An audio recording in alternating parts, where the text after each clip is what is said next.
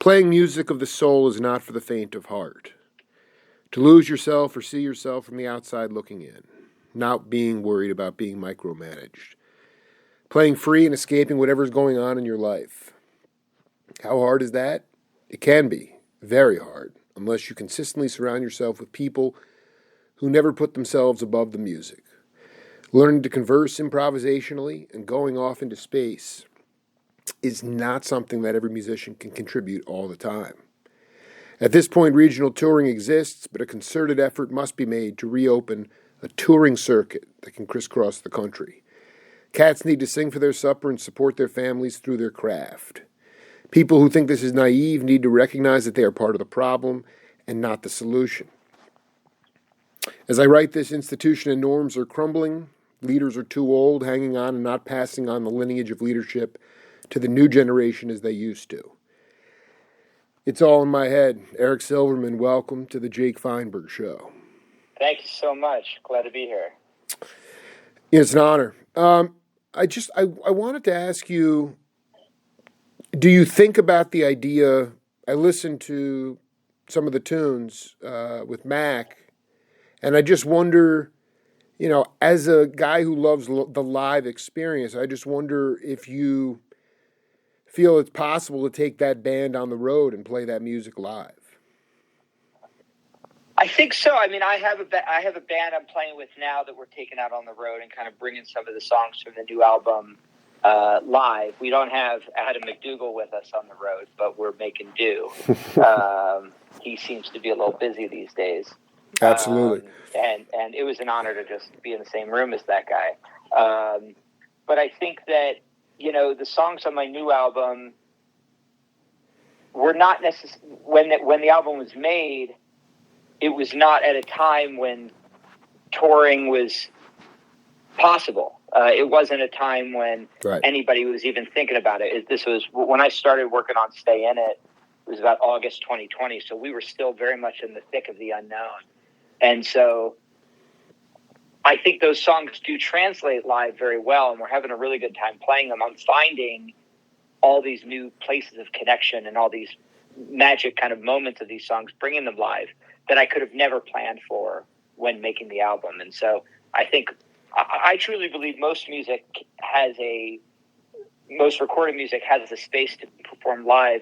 You just have to get out of the concept that it's going to be exactly the same. I want to be able to take these songs and push them even further live. I want to be able to connect with them differently. I want to be able to represent them differently. I want people to be able to experience the music and love it on the album. I want people to be able to live and breathe and sing them live with me too, because I'm in that process of discovery all the time. I dig. No, do you feel like the band is also growing towards being a living, breathing organism, or is this just sort of like it's okay to...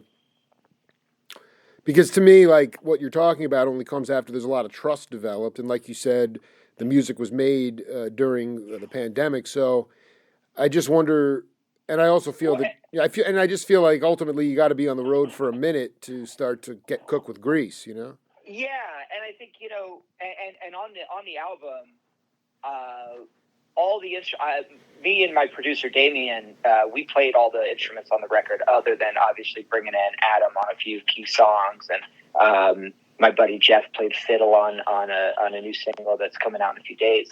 So all the things on that record were built up kind of in the studio session with me and Damien, and so being able to bring that then to a band for them to now live and breathe and experience and own is a very different process. It's very different than like when you're, with a band of 5 people and you're all sitting in a room writing these tunes, arranging these tunes, performing it, doing every part of recording together. So it's definitely a little bit of a different animal. I think it puts me much more in the position as a band leader, which is something I really like doing. I like being able to create an environment where we kind of know the form, we know the songs, but I want people to work with me on creating something live. I don't think I'm the biggest improviser in the world. I think there are much better musicians for that. I want to be able to bring something to live that knocks you out, and that doesn't always have to be improvised. I think there are there's always magic moments in there that you can't plan for, but I want to be able to have a band that can take these tunes and really bring them to the next level. Is it a maiden voyage for you in the sense of having this much responsibility with formulating a band? Have you done that before? Yeah, no, this is definitely not my first time around the block. I was in a band, a San Francisco, like indie, I guess we were like an indie pop band, from like 2012, and we broke up in 2016. We started off being called the Tropics, then we got sued and learned a lot about the music industry and changed our name to Heartwatch. And, we did pretty well. We released 2 EPs. We had a really good following in the Bay Area for a while. We played the Outside Lands Festival in Golden Gate Park. We did the Bottle Rock Festival in Napa. Got to play on some big stages, got to, tour up and down the West Coast, got to play some theaters. And that definitely, my role in that band definitely evolved into more of a band leader kind of role. So I have experience there. This is one where they're all my songs, right? I'm kind of doing those all by myself and then bringing them to the band, where the band I was in before was very much kind of the democracy kind of band setup. And so it's a little bit of a different animal. It's definitely, my heart's definitely a little more on my sleeve with it because it's me up, Absolutely. They're my songs. Right. But I've got my bass player Nate was also in that band with me. I mean, my bass player Nate and I have been making music together for 15 years. Wow. We met in a college philosophy class because we were both wearing dead shirts, and been making music together ever since. And so, sick. As long as I've got him by my side, I feel like there's a home base. You know what I mean? What's the can you give an example of how you grew, in that democratic process to become a leader, like a cited specific example? I think a lot of it just comes down to being able to how you kind of face the unknown. I think when I was in that band, we had started getting fans and we had started getting some big opportunities. And when that happens, I think it's about, sometimes you don't really know how you want to kind of manage through it. I think that, especially when we were making our first EP, and this was, probably a decade ago, none of us had ever really been in a recording. I mean, I had been in a recording studio, but I didn't really know anything about them. And so trying to be able to rally a group together and say, okay, we're going to try to record these songs. Oh, these aren't feeling good. How do we, keep everybody on board? And how do we kind of keep everyone feeling like they're contributing and like they're valid? And I would actually say, the best way to learn and grow is probably not by doing things right. It's probably by doing things wrong. And I think there are plenty of things that I learned through that experience that definitely inform the kind of band leader, the kind of person I want to be, that I definitely, if I could redo it, would probably do it a little differently, just in terms of making sure everyone, feels heard, is contributing, and that everything feels right. So I think even just going through that process, I think there's plenty that helped us get to where we did go to, but also, I grew a lot as a person just going through even that band breakup. I mean, when that band broke up, because my heart was in it for so long, I was a mess. And it took me, maybe a year and change after that before I, even started writing music again. I took like a year or so off and then, started really experimenting with some wild concepts to get myself back into it. But I think now I feel a lot more centered and a lot more at peace with that experience because I get to take all those lessons and put it into a project that not only, I'm more passionate about because they're all my songs and it's my name up there and it's my record. But I get to do it in a way that brings all of my experience with me. And that's a beautiful opportunity. What would be like a salient piece of advice for younger, not that you're an elder, but what would be a salient piece of advice that you learned insofar as almost like less talking or more nonverbal communication? Did that some of it come into play? I mean, I guess the Zen trickstery. What would be what's kind of a salient thing you can pass along to younger cats? I mean, I think especially when you're kind of trying to keep a band together, if everyone truly wants the same thing, nothing else really. If everyone truly wants the same thing and the music's good, Right. you can get through most I dig. things. Yeah, I dig. But at the same time, or on the other hand, it's really hard to know if what you really want and what someone else really want is actually the same thing. It's really easy to think it is, and then you kind of just keep going forward. And sometimes you keep going forward and you realize you're going apart. And then you're just trying to hold on, right? Like you're stretching the string between the two people or the three people, kind of too far until it's going to snap.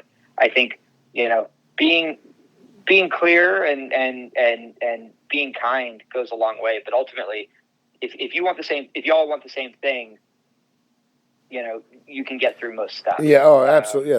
That's a. So we got to be on the same page. I mean, when I all in my head, like I'm curious about how, if you could talk a little bit about your concept of how you tell a story in your soloing, because nobody's John McLaughlin going off on like 20. I mean, like there's cats that I love and I go see them, but that's not necessarily you. But yet you're telling a very succinct but funky story. So like so that tune, I'd say that's I sent you the album. I think you've heard the whole album now. The album's coming out May 12th on Curation. Right, and, Curation. That tune started off as a demo that I think I maybe had like 8 or so. Like we were going down to Joshua Tree to start the album, and usually what I do is like my kind of songwriting process is like I make a lot of demos. Right. I make a lot of like 60-second little snippets. I record stuff on my phone. If I'm feeling saucy, maybe I'll put stuff into Logic and fire up a little keyboard. But usually it's a lot of just like, here's a minute of something that I think is cool. Yeah. I save them, and totally. Maybe sometimes I organize them, whatever. But it's a lot of them, right? There's hundreds and hundreds and hundreds of them. I don't know if I would call those songs yet. They're just kind of like weird little nuggets. And then when I'm kind of getting ready, some of those weird little nuggets just kind of stay in my head for a long time. And I think about them. And usually if I'm hanging on to them long enough, I'll get back to my guitar and I'll kind of write new parts to it and I'll kind of flesh it out. It becomes a song. Sometimes they just kind of stay in a folder of just like stuff to look at eventually. Right. And when I was going down to Joshua Tree to start this new record, I just kind of go through the folder and I listen to everything. And then I pick out from all those things like, oh, what's kind of hitting my ear? Like, what did I even forget about? What do I kind of like that I want to take to Damien, my producer, and kind of sit down and work on? And I had this old demo, which was basically like the first verse, kind of the initial key change of All in My Head. I had that first verse lyrics, the I'm home, you're out. I come home, you're out, try not to freak out. Oh, man, dude. It's fighting the covers, dude. It's nuts, dude. And it was like, I kind of had it, and I was like, man, I fucking forgot about that. And like, I listened to it, I picked up my guitar, and like I completely remembered. I probably hadn't thought about that little part in, 5, 6, 7 years. And then when I was in Joshua Tree gaming, I was like, hey, we had done a couple tunes that were like a lot more flushed out and done. They kind of already had choruses. They already had arrangements. And I was like, you want to do something weird? And he's like, yeah, of course. And so that's kind of the way we were working. It's like we would pick a new song. We would pick a new song, kind of flush it out, record it, and, go have a beer and then do another one. And I was like, all right, you want to do something kind of weirder than what we've been doing? I was like, of course. And so I play him this thing. And we kind of had the first 2 verses. I had the first key change, like the "But I Do" part. And and it's funny because I've got this whole recording on my phone of us in Joshua Tree, arranging up the song and moving it into that kind of vampy, funky part. And where I kind of do the octave wah, and that kind of riff thing. And we kind of just had this long jam that we recorded. It was like when we cut it in the studio, when we cut it recording, it must have been 7, 8 minutes. And we kind of just left this big open space. Really? And we were kind of just jamming through it because it was just him and I. Right. So we're kind of building up these basic tracks. So I knew I wanted a big solo section there. We had figured out this key change into F sharp. And we're kind of just hanging out and vamping on that. I'm recording some guitar solos, whatever. We go back, we put bass on it. And I said to Damien, I was like, man, I don't really want to play a 3 minute, guitar solo. I love, look, I'm not going to say no to riff a guitar solo. Right. Give me, 16 bars or whatever, but I definitely wouldn't call myself an improviser in that way. I think, there are certain dudes that, the guy you talked to, Nate, who I used to know back when he lived in San Francisco. That guy, you could put him on any changes anywhere, and he's going to blow your mind. No, Nate right? Mercer. Mercer. Yeah. Oh, dude. Nate I mean Mercer, that. Yeah. I incredible. mean he's in the stratosphere. But I know, dude. What I'm saying is, you're bringing voltage. But there. I mean, so many cats were able to tell a story in a minute, and to me, like, that was cool. Like, I mean, Mac went off into the heavens too. I mean, but what I'm saying is, like, it's when, I guess the point is, you don't have to worry about wanking it up there because you know who you are.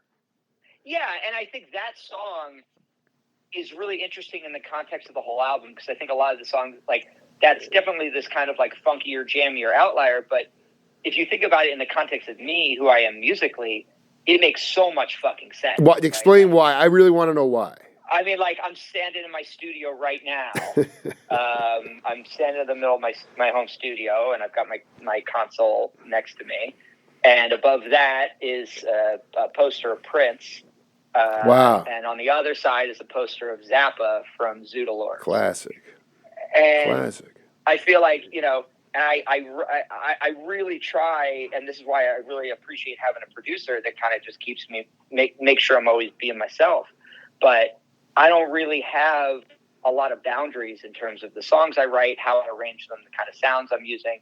Everything kind of is just going to come out like I'm going to do it. No matter what. I could try really hard to sound like someone else, but it's not going to happen. No, it'll never, I dig. Yeah. And so when we kind of, all in my head, I really love, because it's got that kind of ascending arpeggio that, like, Zappa did on a ton, on, like, Absolutely Free. He did it a ton on Waka Jawaka, and, like, specifically, like, that little ascending guitar part, I was like, oh man, it's kind of like a Zappa thing. I want to do that, and I want to put vocals on top of that, because that's how he kind of does those arpeggios when he was working with, like, Isaac Murphy Brock and, like, Napoleon. No, I got to send you that interview. Sorry, Napoleon Murphy Brock. No, I got to send you my interview with him. That dude. How Zappa? I didn't realize you had talked to him. Is that and it was transcendent, and the way Zappa found him is legendary. But go ahead. And so, my point of that is, like, I love that song specifically because I also think I always love a tune, and I think this is kind of what you're saying is, like, there's not that many words in the song, all things considered. Right. But there is this feeling, and there's this energy you're getting. You've got to be able to get to a place where you even deserve to go off in the stratosphere with the 2-minute dig Adam McDougall solo. And I feel like this song comes out so naturally, kind of taking you into this bizarre place, but you know what you're feeling like. It's this anxious, this I'm all in my head, wishing what I'm feeling weren't my feelings. It's like, it's this kind of uncomfortable, anxious, neurotic, and then we just explode into the stratosphere. And, like, I love it. I love that song so much. Yo, man, I'm telling you, man, like, it was voltage, bro. It was sick. I mean, when you record a track like that, I guess for me, like, I don't go into the studio knowing exactly what I'm going to do. I mean, again, we, like, pick apart my demos, we finish them, we're like, oh, that arrangement sounds pretty cool, and then we cut it, and then we kind of work on it from there. So the whole point of the way I record, especially on this last album, is, like, really not trying to overthink it. And so in the spirit of that, you look back on when we cut that song, and I'm like, this is nuts. Like, I didn't think I had this in me. And then once you have that down, you're like, oh, well, the door's open. Let's see what else we can do. Let's make it as wild as we can. And that's where the whole Adam story came in. And this song specifically is how we really not decided, but fate decided that Adam needed to be on some of these tracks. The whole story about it, I don't know if you want to talk about it. Go ahead, man. I met Adam with it was so beautiful and just kind of hilarious. Yeah, that's great. So it's always hilarious with that guy. But I'm a big Chris Robinson Brotherhood fan, big Circles Around the Sun fan. I had gotten a chance to meet Neil a few times, over the years. And, just for years and years, just been obsessed with Adam's playing. And so we cut All in My Head. We had this, like, big, long solo section that, like, I've got the alternate takes with my, Michigan solo on it. Right. But it was clear that wasn't going to cut muster. And I'm talking to my producer. We're in this house in Joshua Tree. And I'm like, man, I feel like what we need on this song is, like, the big synth solo. The really big synth solo. And I'm talking to my producer, Damien. I'm like, there's this guy named Adam McDougall. He's in his band, Circles Around the Sun. He's my favorite synthesizer keyboard player in the world. We need someone like him to kind of rip one of those solos. And Damien's like, no, man, I just did a session at Shangri-La with this dude, and I've never seen a guy play Minimoog like this. He's the most incredible Minimoog player I've ever seen. He's got long hair and a big white beard, and he's a wizard. I've never met anyone like this in my life. And I'm like, are you like, do you know his name? I'm like, no, I don't remember his name. And I'm like, it sounds like you're describing the guy I'm talking about. And he's like, I don't know, maybe.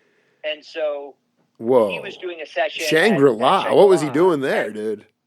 He was recording some stuff with Skrillex. Damn. And my producer was working on the Skrillex album, which I think some of it just came out like this week. But they recorded like a ton of records. So anyway, we FaceTime Skrillex. We're in Joshua Tree. We FaceTime Sonny. And we're like, hey, man, like, can we get this guy's number? We just cut a track. We really want him to do it. And he's like, yeah, sure. So he set us up on a text. And then we had finished in Joshua Tree. We had kind of, done a little early mixing and some overdubs. And then we were like kind of finishing up the album in Malibu. And Adam came by for a day, pulled up in his pickup truck with the Minimoog, in the passenger seat, and came in and ripped on a few tracks. We hung out, chilled and talked all day and just had a really fun day talking about music, jamming. I mean, we wanted him to come in on one song, and then he just ate that up and then ended up doing two more. So he's on 3 of the songs on the album. And, what a cool thing. Just, again, being able to release music with someone on it that I respect so goddamn much, and just who I just think is just a massive talent, and has the ability to just make me lose my mind. I mean, being able to play music with someone that makes me lose my mind. Yeah, I mean, you're making my day, dude. Yeah, no, I mean, it's I mean, how lucky am I? I got the best keyboard player in the world to play on my record. I think, in the live context, do you have a drummer? I want to read this quote to you, and then you can respond in terms of your own philosophy. This is from Lenny White, great drummer from Return to Forever. And he said, I played a backbeat on the bandstand with Jackie McLean. He turned around and yelled at me, no backbeat, no backbeat. I learned by making mistakes. I remember doing my first actual live gig with Ron Carter. He played something that was off the beat, and I did the same thing. He said, man, don't do that. If you do that, that negates what it is I'm doing. You have to play something so that I can play against what it is you do to make what it is that I do interesting. And I just wanted to ask you, in the live context, are you okay with a rhythm section that's not pushing and pulling, but sometimes playing against each other in order for because the music has to move, And I just curious about like the rhythm section and how comfortable you are with the drummer that you have. Yeah, I'd say it's funny that you ask me about drummers, because as a band leader, I feel like I'm probably the toughest on. I mean, you could ask my band, but I feel like I'm probably the toughest on drummers. I think I've got a little bit of a reputation for that, specifically because, I mean, not because I'm a jerk. I hope I'm not. No, yeah, you just knock it. Yeah, it's all right. But I think a drummer holds so much power in terms of how a band really, really shows up. Absolutely. And it's cliche to say something like, oh, the drummer's the heartbeat of the band, all that. I firmly believe the song is going to be the heartbeat of everything going on. But I think what I really look for in a drummer is a drummer that's really listening to what's going on and really knows and understands the song. I'm not that interested in a drummer who's like, all right, I play this for 4 bars, and I play this for 4 bars, and I play this for 4 bars, and then we jam, and I'm just playing the same beat during the jam, and then we wrap it up, and I wait for the cue, and we're done. If that was the case, I'd use a drum machine. Exactly. You want someone to play melodically to the song. Yeah, and be able to understand the song. Right. I want everyone playing the song to feel as much connection to it and be able to breathe and live in it. That's what makes a great band present a great song to a crowd. where everyone is bought in on it and everyone really understands the song. Not just, again, that it's 4 bars here, 4 bars of a chord, 4 bars and you go into this section. It's, oh, how is this feeling? How is it sounding? What is someone else doing that I'm responding to? How locked in are we? Are we supposed to be really locked in here? Am I supposed to actually be pushing us a little further into this area? Right. What are the guitar players doing? What's our keyboard player doing? And how am I part of all that? I feel like sometimes the drummer's like, oh, I don't want to rock the boat. I'm just going to keep, steady Eddie. But it's like, I want you to be. It's got to be interesting, but it's got to be attentive. And so I think of that for everyone. But I think the drummer's got this responsibility to do a lot of listening, and it's hard to do. It's loud back there, but I really love a drummer that can listen. I think that's really one of the most important things. Yeah, I mean, and hell, if a drummer can also sing a little bit, then you're. If you can find a drummer that can listen and can sing, you should marry him. No, I know my buddy Cheese down here in Tucson, man. He can play. And, oh, you're in Tucson? Yeah. Oh, I love Tucson. Yeah, man. Next time you come through, we'll be hanging, man. Yeah, I got my college roommates grew up there. We used to go there for Thanksgiving all the time. Oh, that is sick, dude. I got some of my old guitars in Tucson. But like, so that's an amazing story about Mac. But I did want to just focus a little bit on a dear friend. I don't know I don't know if the industry, there's no record business left, but there are independent entities like Curation Records. And I wanted you to talk about why you decided to join forces with Brent Rademacher. Yeah. So I had finished this record, and I guess my kind of process with the album is like, I wanted to hold on, in a weird way, I kind of wanted to hold on to it for myself, which is I was so proud of it. I'm so happy with it. I wanted it to be fully done before I played it for anyone. I just didn't really want, I didn't want to send anyone mixes or anything like that. And I wasn't really in a rush to put it out. I had just become a dad, so I was plenty busy. It's not like I needed more things taking up my time. And so we had finished the record. I had gotten everything mastered. I had played it for a friend who used to run Beyond is Beyond Records in New York. He's a good friend, and that's a killer label. And he gave me some notes on it. He was like, I love the album. We should resequence it. So we ended up resequencing it. And then he was like, I want to send it around to people. I think people would really like it. And my buddy Mike had turned me on to the Pac Range album, the Pacific Range album that Curation had put out. And that was the first time I heard about Curation. I knew about Beachwood Sparks. Sure. I had. Did you ever see them play with the CRB?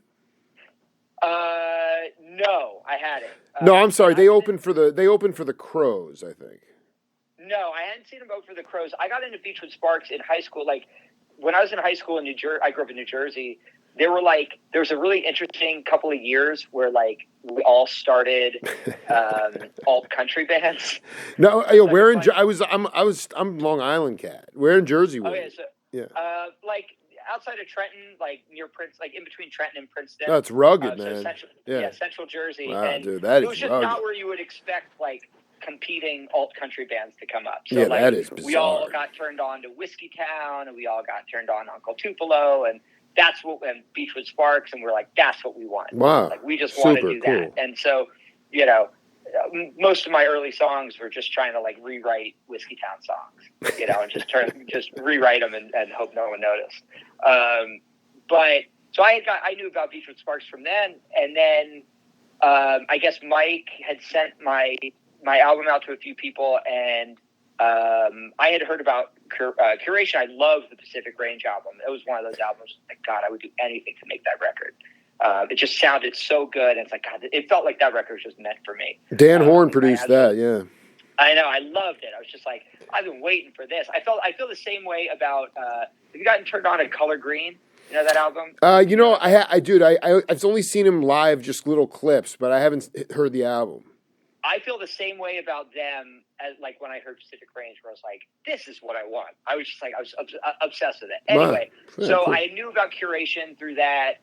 And then Brent sent me a message on Instagram. He's like, "Hey, I got your record. I really like it. Let's talk." And he called me up on the phone, and we just talked for like 3 hours about records. And I'm such an album guy. Like, I want to make an album. I want it to be thoughtful. I want it to be considered. I want you to be able to listen to the entire album, top to bottom, and enjoy it. I want to be very considerate about, the side A, side B splits. I want to have a package that you can open and read the lyrics. And like, him and I just gushed over records for like hours. Just like, not just music making, but just like the magic of, getting a new record and falling in love with it. And it was just a really great time. And then so him and I basically just kept talking on the phone and starting to plan how to put it out. And now we're starting to get there. So I've got a whole box of them. A bunch of the records are in LA, but I think they got shipped out to the distributor. So I've got some in my studio now, and they look great, and they feel great, and they sound fucking killer. And the cutting's really good, and the lacquer is amazing. I'm very, very proud of the end product. It's really I'm really happy for you, man. I was hoping you could talk about your concept of love and how you bring love to the world. Oh, wow, sure. I think about that a lot, just because I'm a new dad. I've got a toddler, and so my concept of love has really expanded over the past 2 years. I think it's really naive and it's really selfish to think that love is finite and capped or has some sort of limit. I think what I've learned over the past couple of years is that love is ever expanding if you're open to it. I definitely it's tough. No, I mean, my daughters broke my heart open. I mean, both of them in different ways, but like, yeah, I mean, they're old. It goes so fast, but I'm just saying they're 17 and 10. But I know where you're at. You're in an incubator of love right now. Yeah, and I think that it's also it's every little thing. I think the thing I've learned, and I continue to learn and try to relearn, because I don't think that's the kind of lesson you learn once. I think it's the kind of lesson that you keep getting taught, is that you've got to kind of stay open to it. And I think there's a tremendous amount of love that's not going anywhere as long as you're open to receiving it. But I also know that at the end of the day, and something I've really, had to learn, is that you've got to be cool with yourself first, right? If you're not in a position to receive, you're not going to be in a position to give. Right. And so I definitely find myself right now in a very open and welcoming phase of my life for all of these gifts. I consider what's happening musically with me a gift. I consider what's happening with my family just a wonderful, beautiful gift. And it's a very beautiful time right now. Well, it's a time of rebirth, actually. So I think, I wonder how much you're able to, one thing about having a baby, it keeps you in the moment, but, sure does. What's like, because I always am trying to be here now, and I fail most of the time, but it's all in your head. It's all in my head, but how much, what do you have some sort of vision for the next step? I mean, it's just like, to know your sort of essence and to feel like sort of the vibe. I've just talked to a lot of artists where, they make album after album after album, but they kind of just atrophy on the shelf, and they don't necessarily take on a life of their own in the live setting. And I just wonder if you feel like that is something that, what's the next step for you after the album comes out? Yeah, so the album's going to come out May 12th. I definitely am not the kind of guy that sits still. I mean, I already started. So this album's coming out May 12th.